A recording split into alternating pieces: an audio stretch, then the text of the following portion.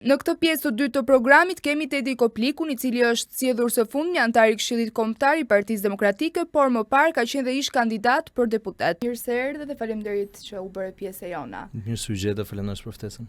Atëherë sot pritet të mblidhet Këshilli Kombëtar. Çfarë surprizash priten?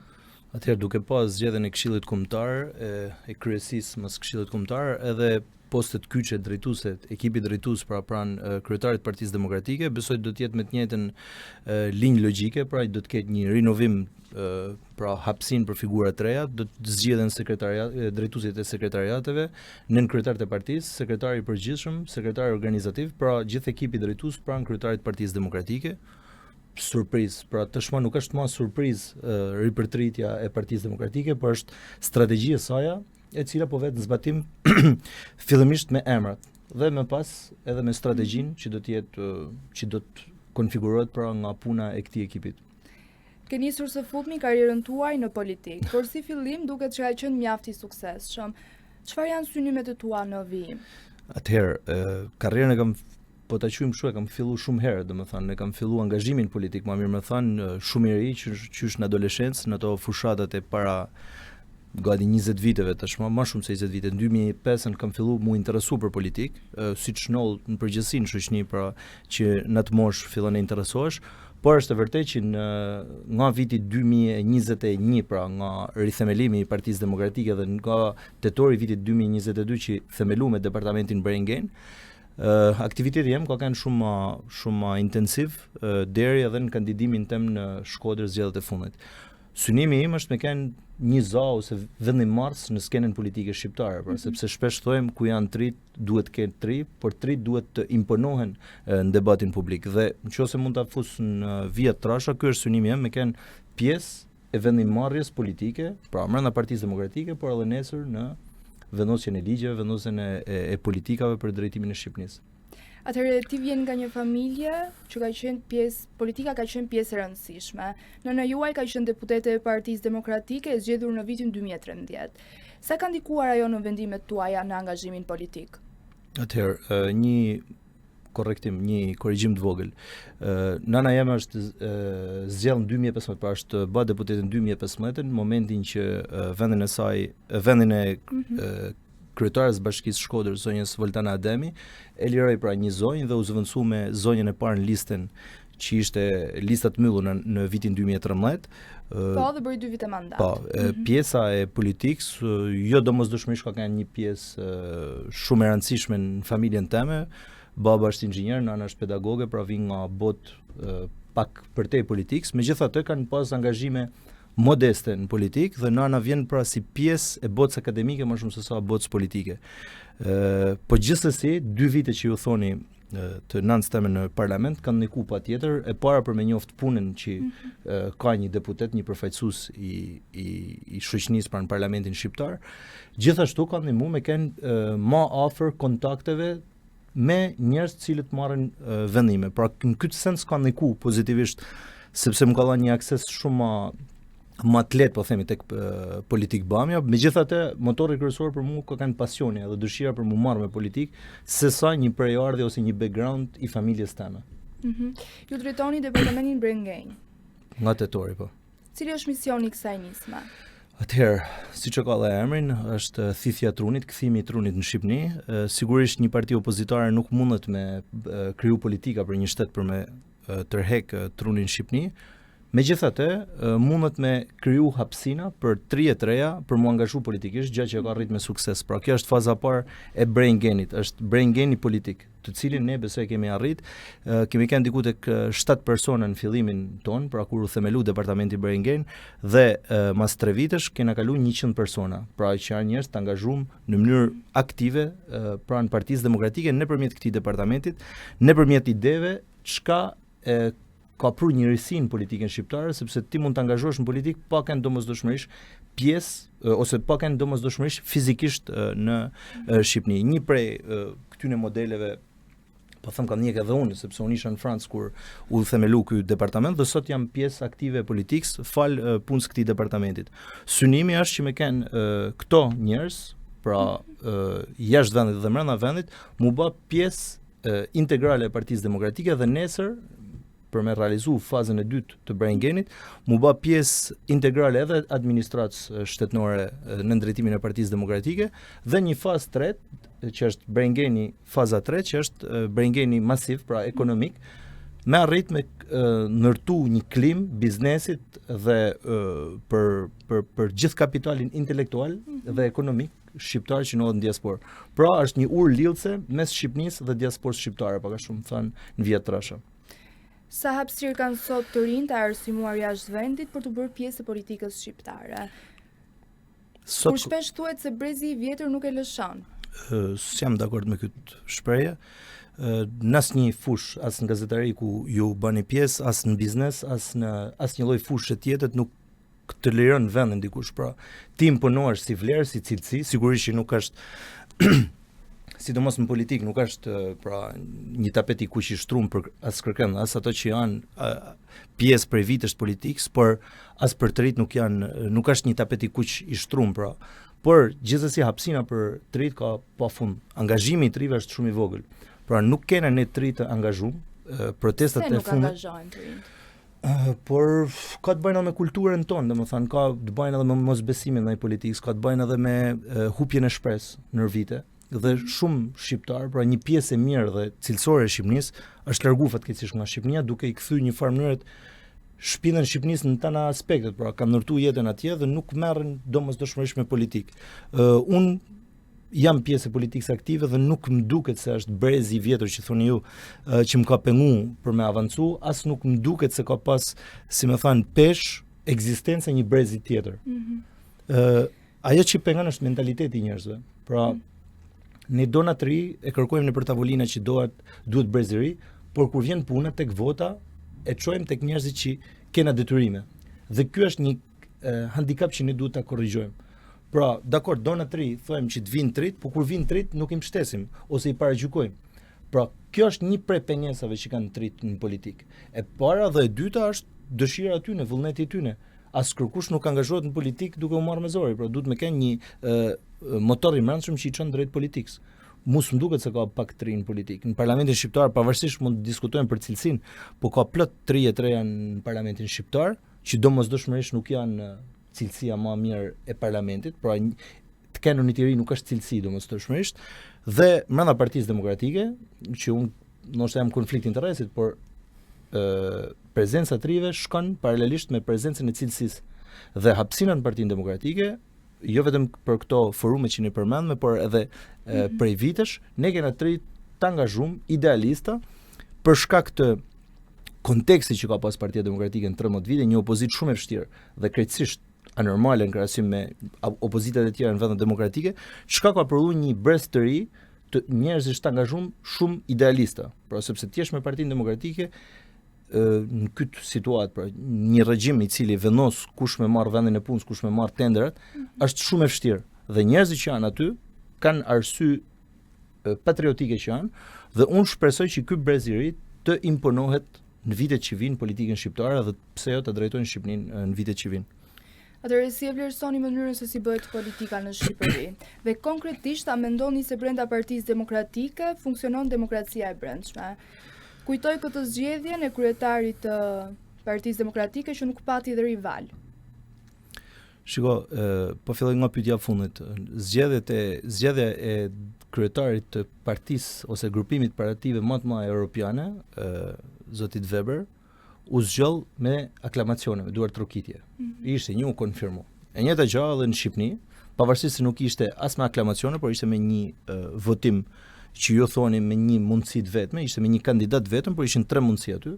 Njerëzit nëse nuk do të ishin të kënaqur, do të votoshin kundër rikonfirmimit zotit Berisha në drejtimin e Partisë Demokratike.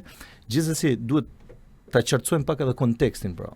Kjo betejë, sidomos nga viti 2021 deri sot, është një betejë atipike, të cilën zoti Berisha ka marrë për shumë arsye me shpinë, dhe deri sot ka arrit disa rezultate të cilat ne nuk i kena imagjinuar më përpara. Pra, heqja non gratës, bashkimi i Partisë Demokratike, rikthimi i vulës, i siglës, pra ishin disa sfida që janë totalisht anormale. Një demokraci normale nuk duhet të jenë në fije sfida, por nuk duhet harxojmë energji për këto sfida.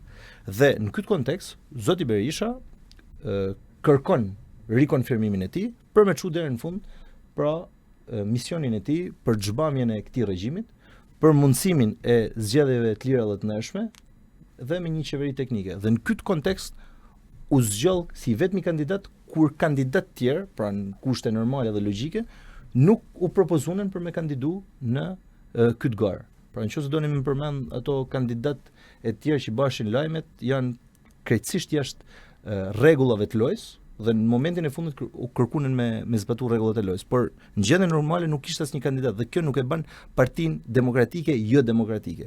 Përveç kësaj është vetëm parti politike që bën zgjedhje në Shqipëri. Të mirë fillta, pra sot kena prap zgjedhje, janë sigurisht që nuk janë procese perfekte, por kanë ardhur duke u përmirësuar.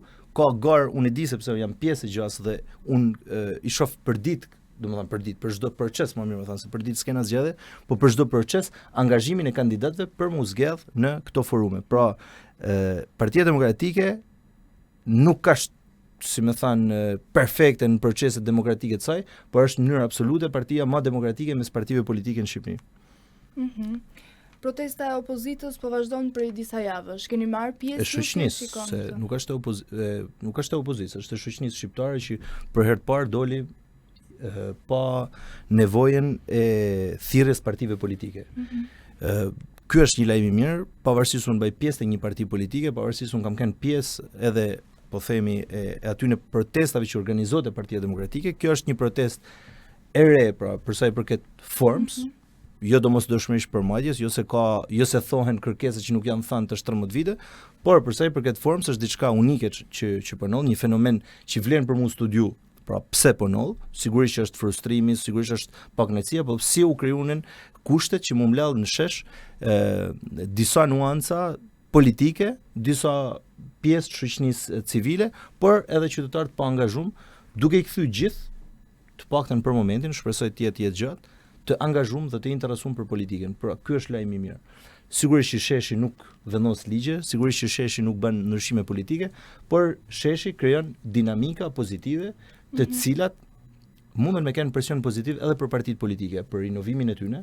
Partia Demokratike po ndjek në mënyrën më perfekte, po atë që kërkohet nga sheshi, mund të jetë me ndalimin e ligjeve që shkojnë kundër interesit kombëtar, siç është zhbamja e 2 ligjeve për investitorin strategjik dhe ligjin për zonat e mbrojtura, dhe mund të shkojnë deri në propozimin e alternativave politike, nëse sheshi ka një lloj homogenitetit për me prodhu lëvizje politike, pse jo? Po nëse jo, kërkesat e sheshit do të kanalizohen në partitë politike opozitare kryesisht, sepse nuk mund të kërkojnë. Ke marrë pjesë në protestë? Që ditën e parë, sigurisht që s'kam marrë çdo ditë pjesë, sepse disa ditë unë s'kam qenë në Shqipëri, kam marrë pjesë pra tek ajo protestë, si mbështet si proteste, si mbështet si çdo lloj protestet, aq më tepër kur kërkesa kryesore është dorëheqja e zotit Rama dhe qeveria teknike dhe zhbamja e ligjeve dhe sistem i ri elektoral që janë kërkesa krejtësisht në sinkron me edhe Berisha në Burgdoni më pyet. Po, dhe këta dua të pyes, ndërkohë që lideri juaj ka thënë që ta mbështesni protestën. Si e shpjegoni ju këtë? Lideri jon ka thënë ta mbështesim protestën? Po. Cila është pyetja? Si e shpjegoni ju këtë ndërkohë që protestuesit thonë Rama Burg, Berisha Burg? Kush janë protestuesit? Se protestuesit janë 10 mijëra, domethënë disa megafon nuk mund të shuhen. Ka sloganet edhe që sloganet ka janë qytetarë të thjeshtë kryesisht. Ka edhe Rama në Burg, Belinda në Burg. Ka plot thirrje aty. Po, ka edhe Rama në Burg dhe Berisha në Burg. Pikërisht, atë po ju thosha më përpara që domethënë kërkesat për të kthyer që të jenë të realizueshme nuk maten me decibel se sa shpesh përsëritet një thanie, sepse sigurisht që thanjet negative janë shumë më lehtë të përqafuara nga sheshet, nga çdo lloj sheshet, jo vetëm e popullit shqiptar, por çdo turm, këto thirrjet negative, pra në kuptimin e sulmimit të klasës vjetër politike, po them siç e quajnë ata, është shumë më e thjeshtë mu përshtat se sa me thirr për shkak për një alternativë. Okej, unë e kuptoj. Dhe janë popullore si thirrje, por nuk don me thënë se përkthehen në shumicën e asaj që kërkojnë qytetarët. Okej, ti ke dalë disa ditë në protestë, ashtu siç më the. Domethënë ti mbështet vetëm pjesën e parë, Rama në Burg. Jo, më nuk.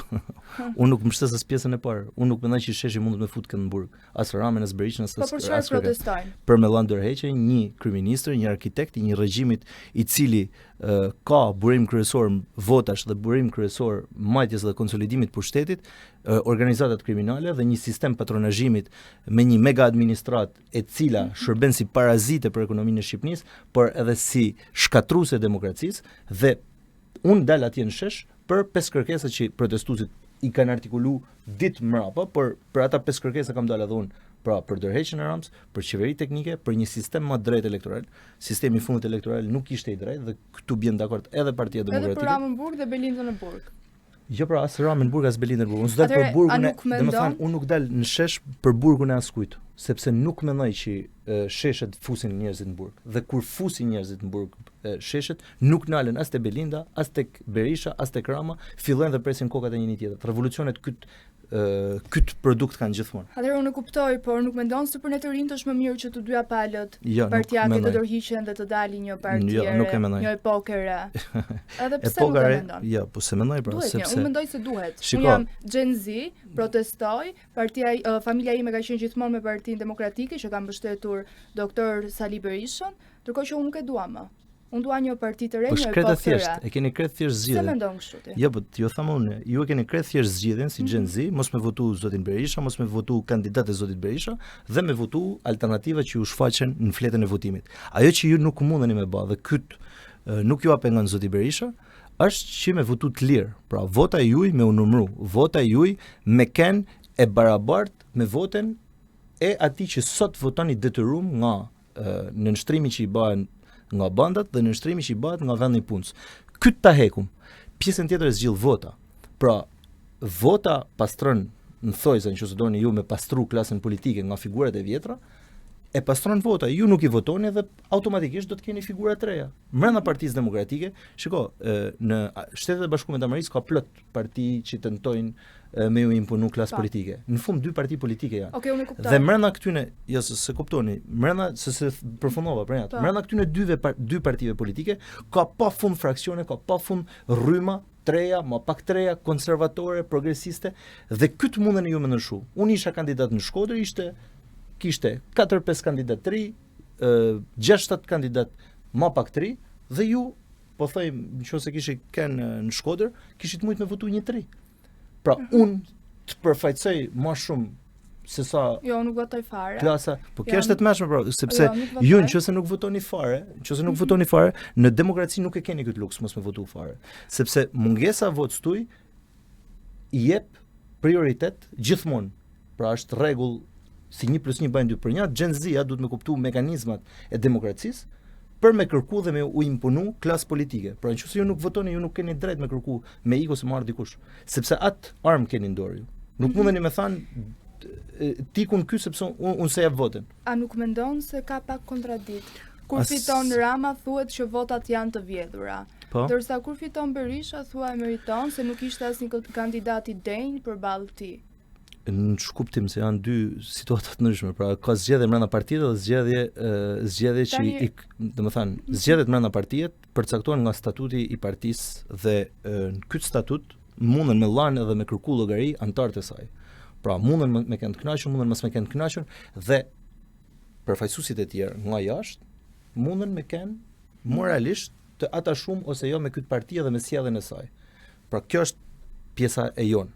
Pra mund të jena krejtësisht gabim ne. Mund të manipulojmë zgjedhjet dhe ne shoqënia mund të na përbuzin duke mos na avën votën. Ndërkohë, kena kryeministrin e një vendit i cili zgjidhet nga çdo qytetar i Republikës së Shqipërisë. Pra aty jena të barabartë unë e ti. Kena të dy drejt votet. Brenda Partisë Demokratike, thash, kërkohet dhe merret llogari nga anëtarët e saj. Ndërkohë, si qytetar të Republikës së Shqipërisë, ne nuk zgjedhim të lirë. Pra, dhe këtë nuk e thet Partia Demokratike, e thet çdo raport ndërkombëtar. Vija ndarëse mes qeverisë dhe partisë nuk dallohet më. Ndërhyrja e organizatave kriminale në zgjedhjet e fundit ka qenë përcaktuese. Pra, këto janë probleme që duhet me na shqetësu gjithëve ne. Anëtarët e Partisë Demokratike i zgjidhin problemet brenda partisë tyre politike dhe kur shfaqen si alternativ, ju si Gen Z ose unë si pak më i vjetër, zgjedhim me Allah apo jo mbështetje. Okej, shumë njerëz, shumë protestues thonë që Rama dhe Berisha janë bashkë. Duke marrë shkas nga kjo, se në fillim të protestës Berisha nuk e ka mbështet, nuk ka bërë asnjë reagim. S'është e vërtet. Nuk është e vërtet. Pra, zoti Berisha në deklaratën e ditës parë, tu marrë parasysh për çfarë flitej, foli teorikisht, jena pro investime, po jena totalisht kundër dhunës, jena kundër mungesë transparencë dhe në vazhdim këto kërkesat për një gardh, po themi, siç është ai rrjollit apo i Zvërtnecit, u kthyn në kërkesa konkrete politike për heqjen dorë të arkitektit, sepse u zgjill Zvërneci, u zgjill rrjolli, u zgjill se di sa probleme mund të ketë nëpër gardhe, nëpër çështje pronash. Nuk zgjidhet problemi i madh që është sistemi. Dhe në këtë moment, për sa kohë shkoshin paralel kërkesat e protestuesve me kërkesat e Partisë Demokratike, ishim gjithë në shesh. Por ju duhet kuptoni diçka që një parti politike ka përgjegjësi për rolin që mban, për pozicionin që mban. Por në atë shesh, qysh ditën e parë ka pas përfaqësues Partisë Demokratike. Unë për shembull ditën e parë me 31 maj kam kënë shesh me një prej deputetëve të Partisë Demokratike dhe si puna eme ka pas plot tjerë. Dhe çdo ditë aty ka përfaqësues Partisë Demokratike, qytetar votues Partisë Demokratike që mund të votojnë po prap Partinë Demokratike, që i bashkon asaj proteste, sepse ajo protesta është më e madhe se sa megafonat, është më e madhe se Partia Demokratike, është më e madhe se shoqënia civile. Okej, pse Berisha nuk flet kur për oligarkët, për biznesmenët, dhe kur bëhet fjalë për Zvërnecin dhe rrjollin, nuk flet kur në konferenca. Dhe nuk bën asnjë denoncim. Gjitha janë klishe. Duhet kuptoni diçka. Me fol, pa ju tham unë. Oligarkët më të mëdhenj në Shqipëri janë pastruesit e parave që bajnë kullat dhe denoncuesi numër 1 i kësaj oligarkie që çakordon edhe eurën, pra valutën më të fortë. Apo pastrojnë paratë e Partia Demokratike? Në absolute ja. Është denoncuesja më e madhe dhe për më kthyt ajo që thatë ju, që janë bashkë. Dakor, nëse këto dy kanë bashkë. Si mundet në këtë koalicion denoncuesi më i madh me kanë kolaboratorë jot. Pra, Sali Berisha dhe Partia Demokratike janë denoncuesit më të mëdhenj 13 vite të gjitha skandaleve të qeverisë. Dhe këtu flas konkurron median, konkurron prokurorin, konkurron shoqërinë civile. Gjë që në vende të tjera janë rolet të këtyne aktorëve. Pra me denoncu, me investigu. Këtë rol e ka marrë Partia Demokratike për te gjithë aty në detyrave normale që ka një parti politike. E para, e dyta, nëse ne jena bashkëpunëtor, si mundet një 80 vjeçar të marrë myllën për 333 ditë nga bashkëpunëtori i tij? Si mundet kundër një bashkëpunëtori të lobohet në të gjithë kancelaritë e botës për mu shpall non grata, tashmë e provume. Si mundet një bashkëpunëtorit me ju pret të gjitha fondet për partinë e tij, si mundet një bashkëpunëtorit me ju marr sigla, me ju marr vula dhe drejta me kandidu në zgjedhje. Pra, unë këtë, nëse ju më shpjegoni këtë, po bi dakord që janë bashkë. Apo se njeh atë? Dakord, nuk të thash që po bashkëpunojnë me njëri tjetrin. Po unë ju rreshtova disa gjëra që i bëjnë krejtësisht përballë njëri tjetrit. Nuk denoncon oligarkët. Po s'është e vërtet, por nuk është e vërtet. Tashti nuk Mos ndoshta është strategji e tij. Po ja, pra unë ju shpjegova se duhet të dëgjoni përgjigjet që të mos përsërisim pyetjet. Unë sapo ju shpjegova që nuk ka asnjë lloj lidhje. Oligarkinë më të madhe, abuzimet më të mëdha, ligjet që janë bërë për kalimin e buxhetit të shtetit në xhepat e qeveritarëve dhe njerëzve rreth tyre, i ka denoncuar Partia Demokratike dhe një nga aktorët kryesorë ka qenë zoti Berisha. Okej, mund pa emra individësh, mund na thuash diçka? Emra individësh? Pa. Çfarë do të thonë emra individësh? Nuk i ka denoncuar me emra individësh. Më thoni cila është sepse një parti politike denoncon si më thënë kthimin e fondeve publike në përfitime private. Cilën tunelin e Llogaras nuk e ka denoncuar Partia Demokratike. Abuzimin që është bë. Po s'është e vërtet, por ç'do të thënë me emra, me denoncu kryetarin. Ç'do të thënë? Duhet me përmend Samir Manën për ç'a? Okay. Pra sepse është denoncu. Zvërnecin.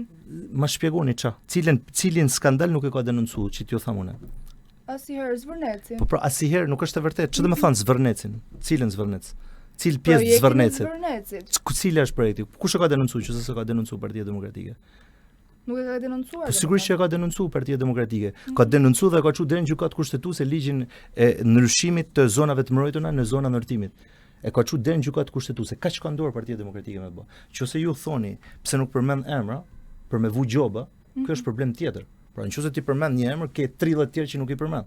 Po nëse merresh me çdo fond publik që shkon në mënyrë të padrejtë në xhepat e biznesmenëve apo në investime, siç janë ato që unë ju përmenda, ti automatikisht shkon tek këto njerëz që kanë përfituar nga këto ligje që janë bën në favor dhe të përmevesh pikërisht këto njerëz që ju thoni. Në rregull, me që jemi tek Partia Demokratike. Mendon se do të vinë në pushtet Partia Demokratike? Po është vetmja shpresë për rotacion politik. Pra nëse nuk vjen Partia Demokratike, ne do të kena një agoni gjatë autoritarizmit deri në diktaturë. Është një parti politike e cila pavarësisht shkeljes që i bëhet, pavarësisht gjitha këtyne po themi sfidave artificiale që është dashur me kalu, ka arrit me marrë 500.000 vota. Pra 500.000 vota janë 500.000 shqiptarë që votojnë të lirë dhe nuk krahasohet me asnjë prej atyre votave që merret për shkak të vendit punës, siç e thash, për shkak të frikës ndaj bandave kriminale dhe për shkak të lekëve me të cilat blehen votat. E kuptoj. Partia Demokratike ka kaluar periudha përçarje, bashkim, ribashkim. A mendoni se kjo histori e ka dëmtuar politikisht? Sigurisht që e ka dëmtuar, sigurisht që e ka bërë më të vështirë rrugën e saj, por nga ana tjetër ka treguar një aspekt sajn, pra që me dal përtej konflikteve të brendshme dhe me arrit me bën një opozitë bashkuese siç është sot Partia Demokratike dhe shumë e përgjegjshme qoftë për ftesën që i bën gjithë aktorëve të tjerë të opozitës shqiptare, pra partive më të vogla, por edhe për sa i përket hapësinave që i ka dhënë trive në këtë parti politike. Cila është alternativa që Partia Demokratike u ofron sot qytetarëve të zgënjur? Po në shkuptim, sepse sot nuk jeni në fushat elektorale, por gjitha fushatet elektorale. Nëse keni pushtet, çfarë u bën? Po, në të gjitha fushatet elektorale ka propozuar një program konkret për daljen nga kriza ekonomike, për krijimin e mundësive të çifteve të reja, për mundësinë e financimit, po themi, të mirimit që është në Shqipëri nivelet frikshme që fillon nga pensionistët deri tek të papunët. Këto i premtojnë të gjitha partitë? Jo, nuk është e vërtetë. Partia tjetër përballë ju ka premtuar vetëm tallavat e Psitimon, ajo tretoja famshme dhe në çdo fushat ka pas në bazë të në themel të propozimit të saj vetëm fasadë dhe asnjë propozim konkret ekonomik ose zgjidhje konkrete. Aq më tepër që nuk mundet me propozu zgjidhje një parti që ka shkaktuar problemet në Shqipëri. Domosdoshmërisht rotacioni politik është, domethënë, domosdoshmëri për me e nxjerrë Shqipërinë nga kriza dhe me nal këtë hemorragji të shoqënisë shqiptare, pra që po shkon jo vetëm po largohen qindra mijë qytetarë e tri që është baza e ekonomisë për vitet që vijnë, por edhe po largohet pjesa më mirë e shkolluar, pjesa më e shnetshme thojza e shoqënisë shqiptare. Duhet një rotacion politik si mundësi për çlirimin e energjisë. Atëherë pse opozita nuk ka arritur të ketë ndonjë bashkëpunim me partitë e tjera të reja? Duke se janë në opozitë dhe partitë e tjera të reja. Nuk është e vërtetë. Të bëjnë të gjithë bashkë. Janë bërë gjithë bashkë. Në maj kanë zgjedhjet e fundit ku gjitha u provuan si alternativa politike dhe gjitha këto që ju thoni, përfshi të majtit ekstrem dhe djathtit ekstrem thojza konservator, siç është zoti Sheh dhe zoti Qorri, gjitha bashkë spektrat e partive të vogla morën 140.000 vota. Ndërkohë, siç ju thash, Partia Demokratike 500.000 vota, pra automatikisht konfirmohet, po thojmë, si lokomotiva opozicës në një regjim autoritar. Dhe mujt që erdhen më pas, i dhanën dy mundësi Partisë Demokratike me tregu dëshirën dhe gatishmërinë e bashkëpunimit. E bani për sa i përket zgjedhjeve të pjesshme, duke pranuar kushtet e zotit Shehaj për kandidat në Tiranë, por edhe në qytetet e tjera, dhe më pas u bë pjesë e forumit për dialog politik i thirrur nga zoti Hasimja, ku kusht po prapë ishte mos të jenë kryetarët e partive, po të jenë numra 2 të partive. E kuptoj. Si vlerësoni luftën e SPAK-ut kundër korrupsionit? Sa i suksesshëm ka qenë deri më sot? Shiko, unë nuk jam i furs, por di me thënë që SPAK-u ka thënë një tabu, sigurisht që ka kriju një precedent pozitiv, pra, sepse për herë të parë ne kena politikanë të niveleve më të larta para drejtësisë, gjë që është një lajm shumë i mirë dhe shpresoj të shkojnë më larg, pra. Por nga ana tjetër ka disa problematika, sidomos në drejtimin e zotit Dumani, ku produkti, se nuk mundem me gjykun pa pas prova me thënë qa dhe pse janë marrë këto veprimet, por produkti i proceseve tyne dobësoi opozitën dhe forcoi regjimin. Pra ndërkohë që kishim njerëz sigurisht ministra, por periferik për sa i përket pushtetit Trumps dhe të akuzuar për gjëra shumë më të vogla se ç'kishin bën në realitet. Nga ana tjetër kishim në gjykim absurd dhe akoma pa akuza apo pa diçka konkrete, 3 liderat e 3 partive më të mëdha opozitare. Dhe në këtë sens, unë e dyshoj pak pjesën e punës së SPAK-ut për sa i përket produktit dhe efektit që ka pas në politikën shqiptare. Por gjithsesi mbetet për tu pa, si më thanë, janë diçka që studiohet ndoshta vite më rapa, por duke marrë parasysh 2016, 2026, 10 vite që flasim për SPAK dhe për drejtsinë e re, ne akoma nuk kena para drejtësisë arkitektin, pra kena edhe kur shkojmë tek paralloma ti siç ishte zonja Balluku, proceset stër zgjaten dhe sot ne kena një të pandehur cilës i kërkohet imuniteti dhe e kena akoma të lirë, madje duke bërë fushat elektorale për Partinë Socialiste. Me që jemi tek SPAK-u, pse sipas jush nuk shohim ende hetime apo arrestime të figurave të tjera të larta politikane? Pse nuk kena figura të tjera? Sa po thash pra, sepse ka vit kuqe që nuk kalohet. Pse? Po pse duhet me nuk e di unë pse. Unë për një thash, duhet shohim produktin. Nuk e di unë për çfarë arsyet Belinda Balluku qarkullon akoma lirë. Ose pse nuk është marrë asnjëherë në pyetje zoti Rama. Edhe pse gjithë bashkëpunëtorët e tij janë para drejtësisë për bashkëpunimin që ato kanë pas me të. Pra ndjenin time s'ka asnjë marrje në pyetje zotit Rama dhe nuk është në pashekurave zonja Balluku. Atëherë për mbyllje të kësaj bisede, përpara se të të falenderoj që ishe pjesë e jona, unë dua të di më shumë për te politikës, çfarë do të na tregoni për jetën tuaj personale dhe si e shihni të ardhmen tuaj në Shqipëri dhe çfarë u premton mbështetësve të tu? Sidomos në këtë fazë kaq aktive të politikës, jeta personale dhe jeta politike janë pak a shumë paralel me njëna tjetrën, me shumë pak pjesë për jetën personale. Megjithatë, unë jam kthyer nga Franca për më marrë me politikë, besoj që ardhmja jeme këtu ka me kenë dhe besoj ka me vazhdu me kenë pjesë aktive e Partisë Demokratike, por edhe politikës shqiptare në përgjithësi. Jeta personale duhet të jetë, si më thanë, në shërbim të këtij misioni, sepse unë politikën e shoh si mision dhe është pjesë e jetës personale. Pra nëse ka ndonjë pyetje më specifike, po kjo është jeta jeme personale, si më. Çfarë premton mbështetësve të tu? Mbështetësve që do të vazhdojmë me kenë i qëndrueshëm pavarësisht betesë shumë të padrejtë dhe shumë të vështirë që ka politika në përgjithësi. Tedi, faleminderit dhe të uroj shumë sukses. Faleminderit ju për ftesën edhe për intervistën. Ju pëlqeu kjo video? Atëherë bashkohuni me ne. Na ndiqni në Instagram, Facebook dhe TikTok dhe bëni subscribe në YouTube.